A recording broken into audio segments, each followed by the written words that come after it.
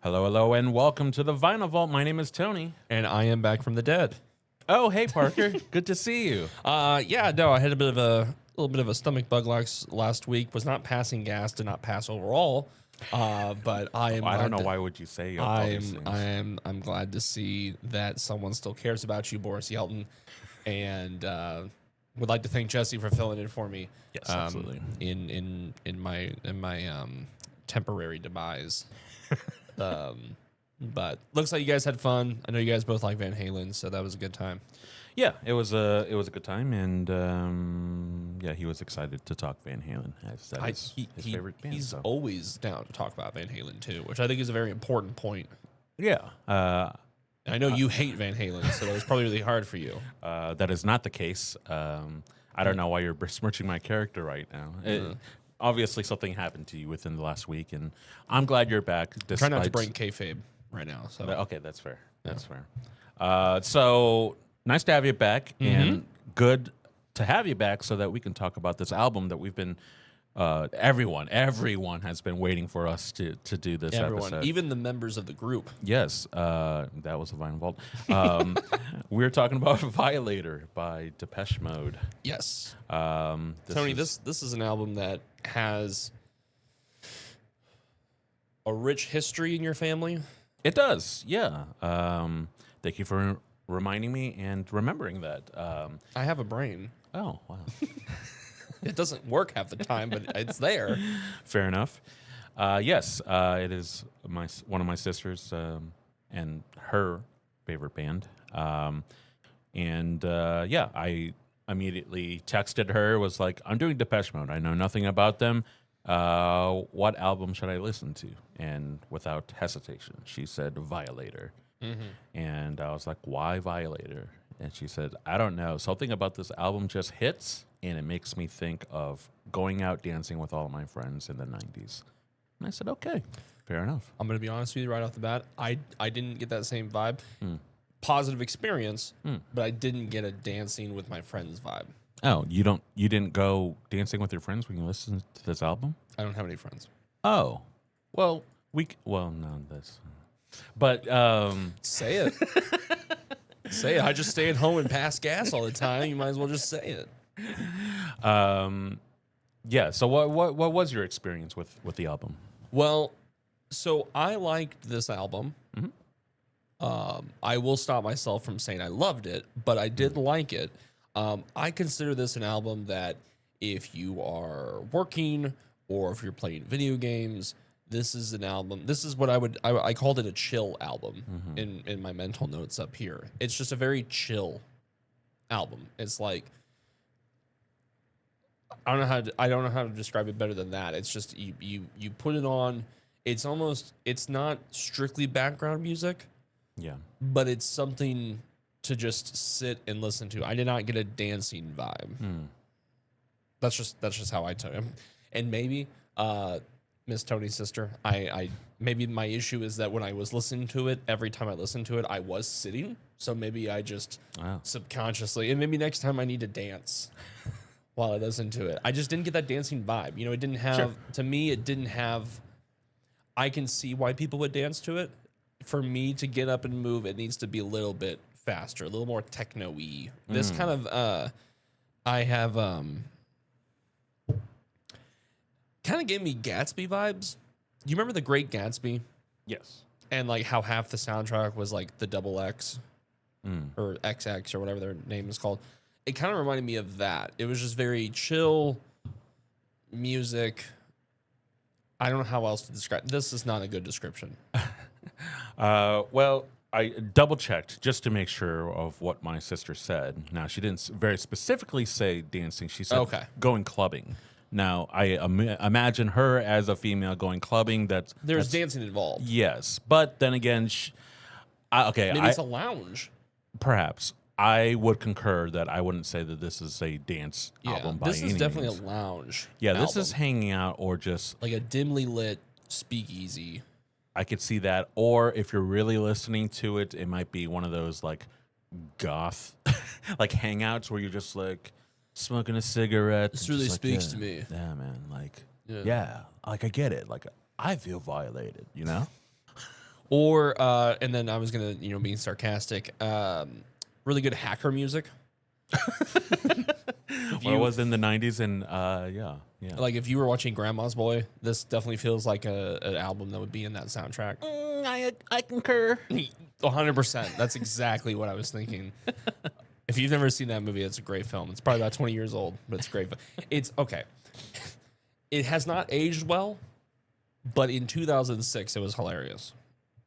I think it came out in Grandma's 06. Boy. I thought you were talking about Depeche Mode. I'm like, No. really? No. There's something controversial? Well, depends on how you interpret these titles without listening to the song. So, but you are here to educate me Sure. a little bit about Depeche Mode, which I did not know was pronounced Depeche until about 2 years ago. Oh, what did you think it was? I don't know, a Depeche or something like that. I never. You can tell when I don't know a lot about a band because I don't listen to them enough to Google how they're pronounced. Fair. That's You fair. know. Yeah. Leonard Skinner's just easy. Yeah, when you look at all the letters together, you're like, There's that's no obviously vowels. Leonard Skinner. But no, Depeche Mode. It's are they So they're an English band. okay? Okay, so they're known as Depeche Mode. Depeche Mode. The name is taken from a magazine with the same name, Depeche Mode, a French one, meaning fast fashion.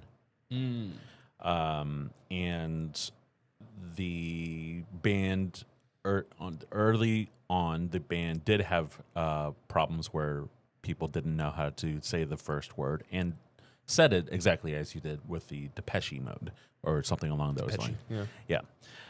So yes, obviously this is a band that kind of pioneered or at least brought in the forefront of synth pop.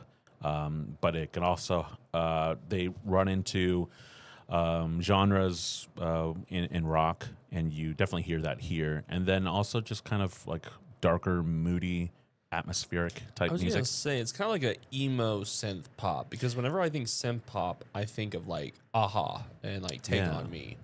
And so they started off very much like they were, and at the time they still refer to themselves as a pop band, but in hindsight they're like, we probably should have called ourselves a rock band, because not knowing that they were going to go a little bit darker, a little bit more moodier, and just the feeling of their music and their direction like would have been better suited for that. Because when you say, oh, listen to this pop band, and then it's all I ever wanted, that it's very different from what you would expect it to be, right? I love that the only two moments that we've sang on this podcast is me doing Michael McDonald and then you just doing a lower octave Michael McDonald. Good stuff. Well, if Michael would just go a little bit And lower. I want to be clear. Last 2 weeks ago on the episode, I inaccurately stated that one of these members had passed away. These two guys are still together, and it was Soft Cell that I think recently had the passed away member. So in case anybody was listening to us 2 weeks ago and was like, whoa, I'm hearing about this for the first time, I was wrong. Yeah. Well, So good. Okay. totally off topic, but I wanted to make sure and get that out there. I mean, you got to put it out there. That's fair. Well, the key members of this band in this era, as they do switch it up every now and then with people leaving. But during the Violator era, we've got Dave Gahan on the vocals, Martin Gore, he is the guitarist and core songwriter, Andy Fletcher, the keyboardist, and Alan Wilder, also keyboardist and kind of the producer. It kind of helped with this. This album, their early influences are pretty much like punk, new rock, and like electronic pioneers like Kraftwerk. They would later influence more modern bands, ranging from Nine Inch Nails to Lady Gaga. Which makes sense. Specifically Nine Inch Nails. Yeah. And you can hear it in Radiohead to Muse, where pretty much any band that starts to kind of integrate more of the synthesizers and or goes towards a more moody, darker, genre, I suppose, or sound, that they're definitely highly influential in terms of that. So we listened to Sad Devo this week. Pretty Emo much. Devo. And see, again, it's one of those things where if you brand yourself a pop band, you're thinking of a certain type of music, but then you listen to it and you're like, this is not what I was expecting. Right. But it was because of Violator and their sudden change to become darker and moodier was what made them more and more popular and hitting mainstream, hitting the U.S. and so on and so forth. Violator's an aggressive word. Is there a reason they went with that? It's a little tongue in cheek as they were becoming bigger and dealing with the newly found fandom and stuff. They're also not a huge fan of the music industry and everything like that. And the album prior to this was Music for the Masses, was sort of just like, oh, we're going to write, music just for the masses, not for ourselves, not for to be an artist or whatever. Mm-hmm. And that became popular. And they're like, oh, well, okay, let's do something else, also tongue in cheek. Let's do what sounds like a heavy metal album or title for an album, like Violator, and then do the complete opposite of something like that. So yeah, it was a very conscious choice to again try to subvert expectations of what you're obviously what you're expecting. Mm-hmm. So here's Violator, and then you see a delicate rose on the cover, as you see right there. It's definitely, it's almost Andy Warhol-ish. I can see that. Yeah. And I know you don't have Apple Music. I do, but I don't use it, so I don't. You have it, but you don't use it. That is correct. You should use it. And, well, so I didn't research this band. I try to, we're trying to do this edumacation. And I want everybody to know, I know how to say education. I just think edumacation is fun. And so if you go to the album on Apple Music, most albums have kind of a little bit of a biography, some fun facts about it. Yeah. And without diving too deep into it, if you ever get on Apple Music and you read it, it says, if you had to pinpoint the exact time and location when Depeche Mode morphed from a cult British band to a million-selling mainstream success, they say it was March 20th, 1990. Yeah. Is that in your notes? Yes. Okay. I will shut up. No, it's fine. I mean, it's just leading towards, but yeah, absolutely. Okay. And as somebody who's not familiar with their music, to read that supposedly the group was supposed to do an in-performance. There's famous clips of like Kendrick Lamar and MGMT doing shows at like Best Buy. Yeah. In like the early 2000s, recording on people's Razors. I bet you had a Razor. I was not. I was a flip phone guy, though. What? It was a flip phone Yeah, guy. Razors were the flip phones. Those were the sliders. The sidekicks were T-Mobile. Buddy, I'm telling you. Okay. Whatever the case, I did have a flip phone. The point is, and I did not have a Razor. The shop was supposed to hold like 150 people, and I guess 17,000 people showed up. Talk about a fire hazard. But like I said, I don't bump this band regularly. They're not in my rotation at the moment. A couple of these songs will most likely be part of the major rotation. But it's always fun to learn about these groups, and then not only learn just like, oh, fun facts, like Mutt Lange was their producer. He wasn't, but like fun facts like that. A guy named Flood was. We're just collecting these names like Infinity Stones. And it's just interesting to see like how major these groups were, because like I said, I grew up, and I'll get to it in a little bit, wasn't a big Depeche Mode guy, like at all, like ever. Yeah. And it's just weird it's not really weird. I'm not trying to put these people down, but like it's interesting to see just how massive these fan bases were, and yet it never entered my ecosystem. Well, sure. It was definitely a fire in the pan kind of a moment, and it just depends on what you also listen to. I mean, Enjoy the Silence became so influential and such a huge song for them that like I mean, surely before hearing Depeche Mode, you were at least familiar with that song. And if anything, No. you've never That's heard. the thing. Okay. So when we talked 2 weeks ago, Yeah. and I guessed Depeche Mode Yeah. sarcastically, Yeah. and you said enjoy the silence, Yeah. I no, genuinely thought you were telling me that half the album was just quiet. oh. Like I didn't know that was the name of a song, and so Yeah. I'm like, that was weird, but let's just keep pushing through. I'm not going to acknowledge that. Okay. Gotcha. And so like I didn't know that. I Yeah. knew Personal Jesus just because, well, Sure. Marilyn Manson covered it. Yeah. And Another influence. Yeah. and so it's like, yeah, I really didn't know much about this group There you until go. you Awesome. mentioned it. Well, yeah. So, the singles from Violator, which is again the seventh studio album, came out on March 19th, 1990. As you said, How old were you? 1996. So, I mean, again, not my era at all, but Yeah. definitely, it makes sense for my sister, who's about 13 years older than I was. So, teenager and high school or whatever for her. So, their singles were "Enjoy the Silence," "Personal Jesus," and "Policy of Truth."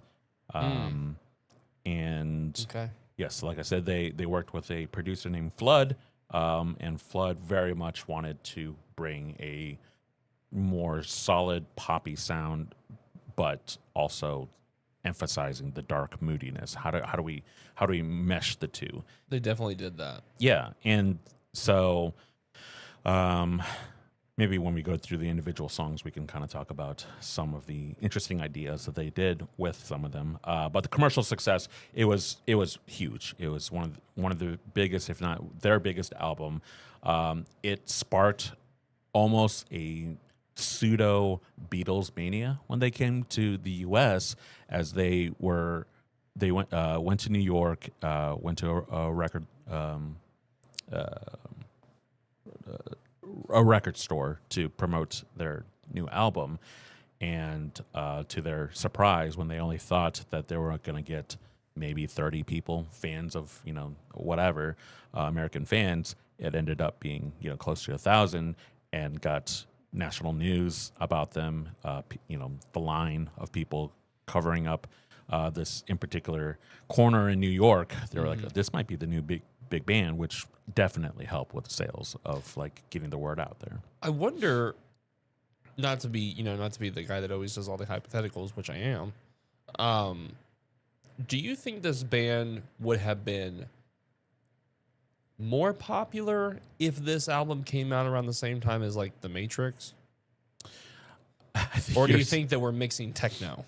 I mean, I wouldn't be surprised if the Wachowskis weren't, Depeche Mode fans or anything like that. So, I'm thinking about like the 90s kind of ushered in that whole, computer technological innovation. And while they obviously were not going for that techno, like a full techno album, I do associate it with like the 90s and the tech boom.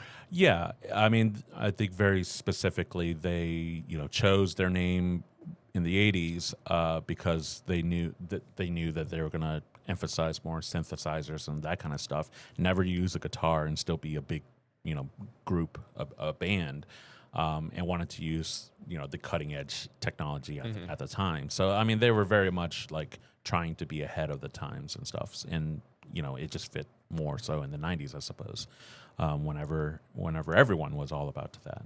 Yeah, they've got very interesting looking music videos for the singles as well. So if you want to continue to go down the rabbit hole in terms of Rabbit hole, why does that sound familiar? I don't know.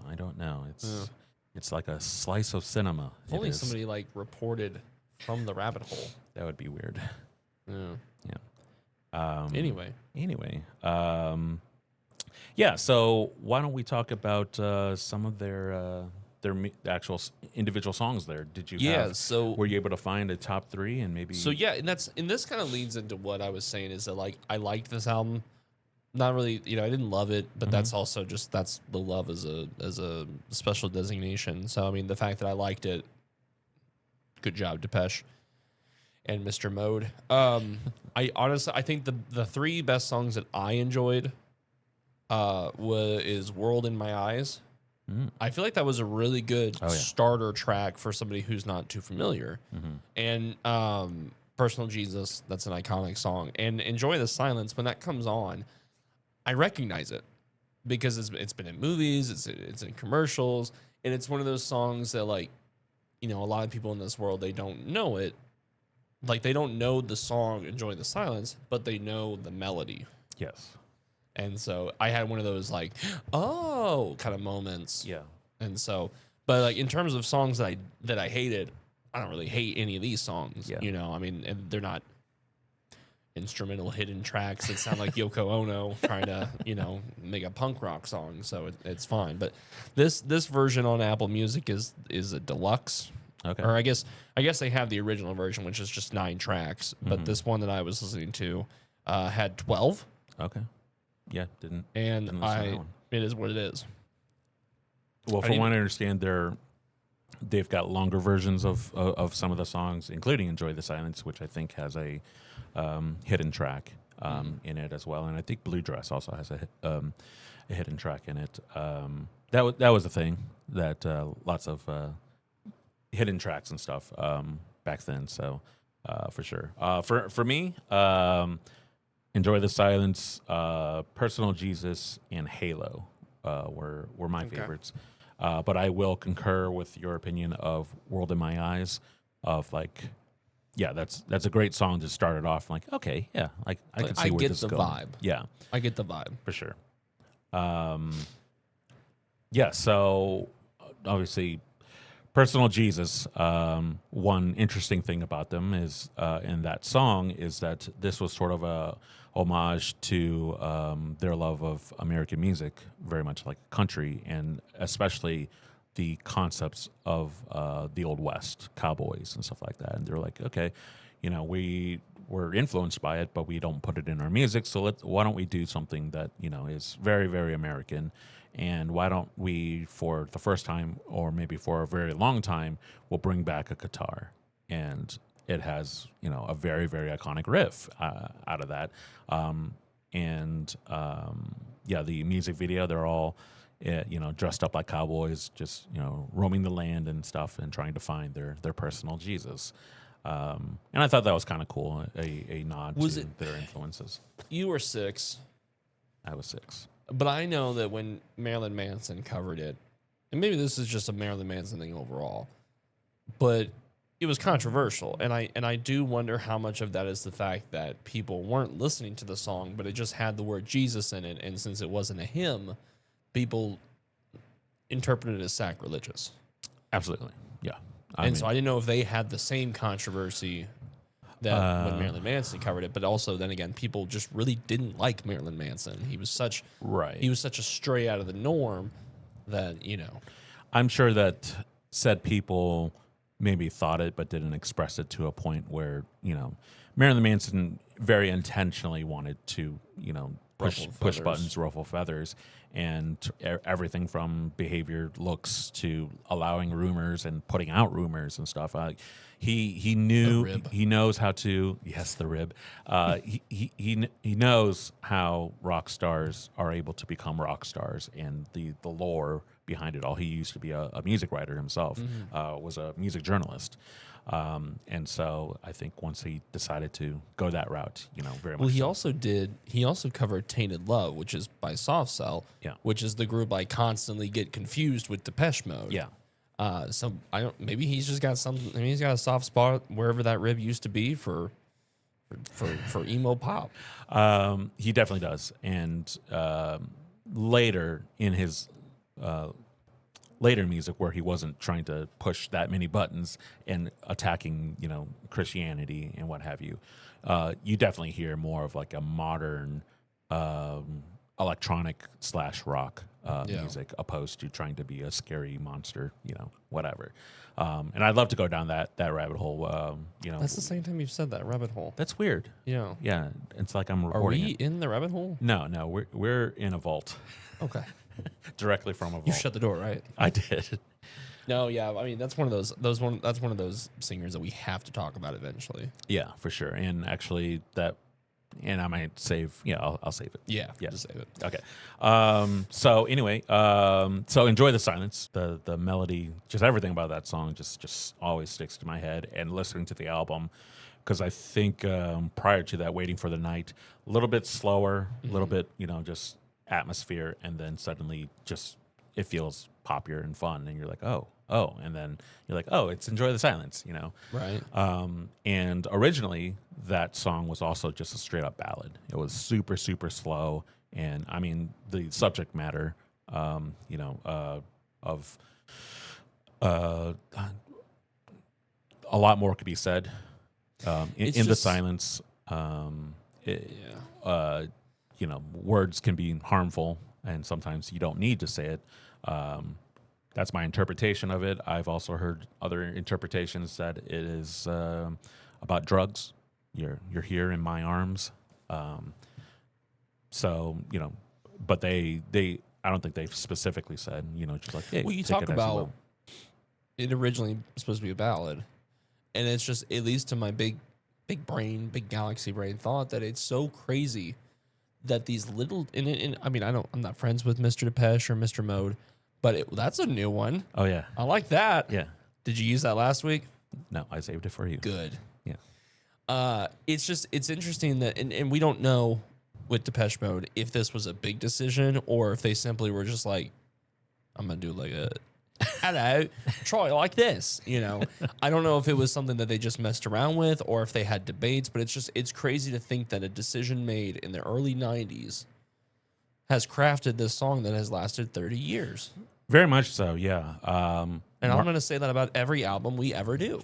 Martin Gore wrote it. I think you can hear the demo. It's just a straight up him and his synthesizer singing to it and using different words. And then for a verse, he says, "All I ever wanted, all I ever needed was you in my arms." The band really liked that. I'm like, let's do that. Let's do something more with just that line, and then built it from there. When he figured out the words and everything like that, when they went to Flood, they reportedly the band left for a break for a moment, and the producers went in and just sliced it up and made it, more dancey, more poppy, and brought it to the rest of the band. And everyone loved it except for Martin Gore, who was just like, no, that you're doing it wrong. Like the music doesn't fit, whatever. But as everyone continued to no, this is it. Like this is our song. This is how it's going to be, and was overruled. He was like, okay, well, we're always contradicting ourselves with it. This, it's supposed to be this, but we're this. I guess that's fine. And then eventually came around like, yeah, this is the best version of it. So. Wonder how he feels about fighting that fight nowadays. What if he feels like it was a waste of time, or maybe his ego got in the way. But sometimes, especially, and I mean, I'm not an artist in the same way that you're an artist. I mean, I like music. I try to make some music. You've actually made albums. Mm-hmm. I imagine when somebody takes time to write something, make something, it is very hard for someone else to come in and say, yeah, no, we're going to do it this way. And so I imagine there's a lot of artists that initially push back on that because it's kind of like their baby. Yeah, and that's probably the best way to describe it, that, you made it very specifically for a reason, that there's, you're very attached to how it is. And when somebody says, nah, you should probably do it this way, and, and you're in a collaborative sense and overruled, it's hard to let go. But over time and everything like that, then it's hard to kind of go back, and especially if you listen to if you record it or something like that, be like, okay, the guys are right. Trust the ears of the process. It's supposed to be a collaboration anyway, but being in a similar situation as Martin Gore as sort of the core songwriter too, whenever I get overruled, it's not the happiest times. But I've also self-aware enough to be like, oh, okay, let's give it a shot. Maybe you guys are right. I'm gonna try my hardest to prove you wrong, but I don't want it to be tainted. Otherwise, you get tainted love. Exactly, wrong band. Yeah, so That Moby guy. I also could not come up with a song that I like hated by any means like that. So yeah, those were kind of our top there. We at least had two that were the same, and I think everyone kind of Those would are kind of concur. the go-tos. Policy of Truth was the other single that got out there, and very popular. I forgot that this song was in this album, as again, we were both not Depeche Mode fans prior to this. Has that changed your mind? Like you kind of mentioned that maybe Well, songs definitely were Personal in the- Jesus Yeah. makes the rotation. But yeah, I mean, like I said, I like it. You know me enough to know that if I came in here and I didn't like it, this entire episode would just be me ranting about how much I don't like it. Yeah. So yeah, no, I think it was a good pick. But Nice. yeah. Yeah. So you have danced around, Yes. dancing very So- specifically, have been dancing So- around. And the next one. and unlike Mr. Nguyen's sister, I Don't- was actually dancing around this. I just wanted to make a mention of Martin Gore real quick. Can Oh, you yeah. tell which one is Martin Gore? Oh man. Why is the one on the right wearing the same outfit that Vince Vaughn had in Dodgeball? He's a big dodgeball fan. Big Average Joe's guy. Is it him? Yes, it's Okay. Yeah, Yeah.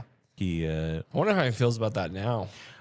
he was not. Yeah, he's kind of backtracked and be like, He's more people dressing talk more like the one on the left. more. Yeah, he was more like too many people focused on the outfit and not about the band and the music, and he regrets. I wonder why he has chains over his nipples. Hey man, all I ever wanted. Okay, so anyway, So sorry. next Saturday's Valentine's Day, and we obviously have to do an album for Valentine's Day. And so I thought we were gonna do September by Earth, Wind, and Fire. doing Marilyn Manson. No, no. I was thinking about this, and I'm not a big AI guy. Okay. I have used it in administrative practices. For example, I actually need to send you my list. I spent part of my day at home passing gas, going through my records and writing them down so I can alphabetize them. And since we moved houses recently, everything's just been in a box. It's not organized. And I have about 275 albums. I have a problem. And I need to send you my list in case there's one that you want to pick and I can bring it in, or if there's one you want to borrow. I know that you don't really have a turntable at the moment, but you know, times can change. Every time I see one, I'm like, I should. It's a dangerous habit. Yeah. And so I was like, okay, well let me use this ChatGPT. I was like, give me some recommendations for like some love albums, and they hit me with the usual names: the Marvin Gaye, Sade, D'Angelo. That was one I was entertaining for a little bit, but it didn't bring up this name. And I'm very upset because I was watching some Instagram reels this morning and it had this song in it. And I was like, why are we not talking about Barry White? Okay. Yeah. And so we are going to talk about, Wikipedia describes him as the walrus of love. They say that. That's not my opinion. Okay. You know, Yeah. They're saying it. Sports Illustrated says it. And so we're going to talk about Barry White. Okay. And it's gonna be good. Barry ain't white, by the way. And you have no choice. And so I'm gonna let you know. We're just gonna do his greatest hits from 1975. Okay. It's got all the good bangers.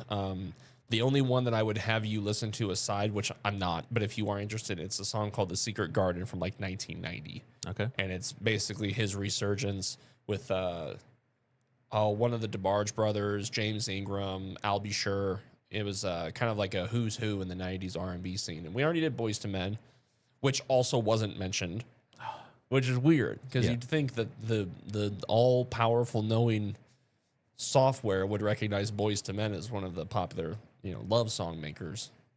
But yeah, we're going to do Barry White next week. Okay. Barry Strap White. in. It's going to be good. All right. Well, looking forward to it. For all of you at home, if you have any suggestions for future albums or have anything you want to Anything you want to say? I mean, if you want to give us opinions on traffic, I don't care. it's all on ozarksfirst.com. Yes. So yeah, this has been the Vinyl Vault. So Yes. For Parker, I'm Tony. We'll see you next week.